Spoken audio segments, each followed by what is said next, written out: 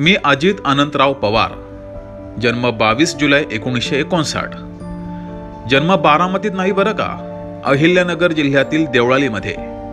मी तसा लहानपणापासूनच खोडकर, बिनधास्त, जे पोटात ते ओठात असणारा. त्यामुळे शाळेमध्ये मित्रांमध्ये मी सगळ्यांचा लाडका. लांबच्या टूरसाठी कायम मला सोबत घेऊन जाणारे माझे मित्र.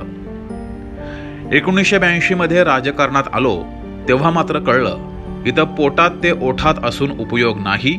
मला त्याचा फटका सुद्धा बसला काही वेळा राजकारणात.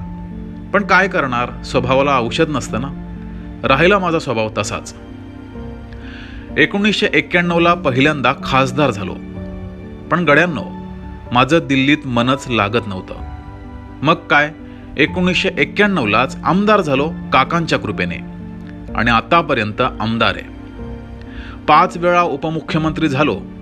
एकदा तरी मुख्यमंत्री व्हायची इच्छा होती, पण सगळ्याच इच्छा पूर्ण झाल्या तर जगण्याला काय अर्थ. पण मी उपमुख्यमंत्री होतो खरा, कामाचा उरक मात्र मुख्यमंत्र्यांसारखा. कार्यालयात गर्दी पण तशीच, आणि आपला रुबाब साला मुख्यमंत्र्यांसारखाच. मी राजकारणात जनतेची कामं करण्यासाठी आलो होतो, म्हणून मला पहाटे उठून धडाधड जनतेची कामं उरकण्याची सवय लागली. तीच पहाटे लवकर उठून काम करण्याची सवय माझ्या मृत्यूला कारण ठरेल असं मात्र कधी वाटलं नव्हतं. हो, आता निरोप घेतोय तुमचा सगळ्यांचा. पण थांबण्याआधी काकांबद्दल मला बोलावंच लागेल. खरं तर त्यांच्यामुळंच मी राजकारणात आलो आणि यशस्वी झालो. राजकारणात काका मला वाचवा बोललो, आणि काकांनी कधी वाचवलं नाही असं कधीच झालं नाही. पण मनात नसताना काही कारणास्तव काकांच्या विरोधात मला भूमिका घ्यावी लागली. काकांना ह्या वयातही दुःख द्यायचं नव्हतं, पण ते द्यावं लागलं. त्याचं वाईटही वाटलं.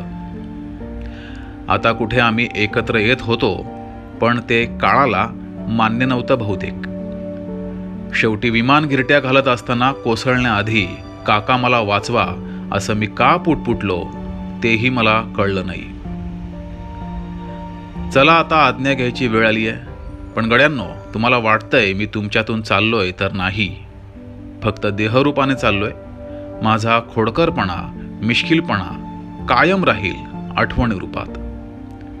मी कायम आहे तुमच्यातच.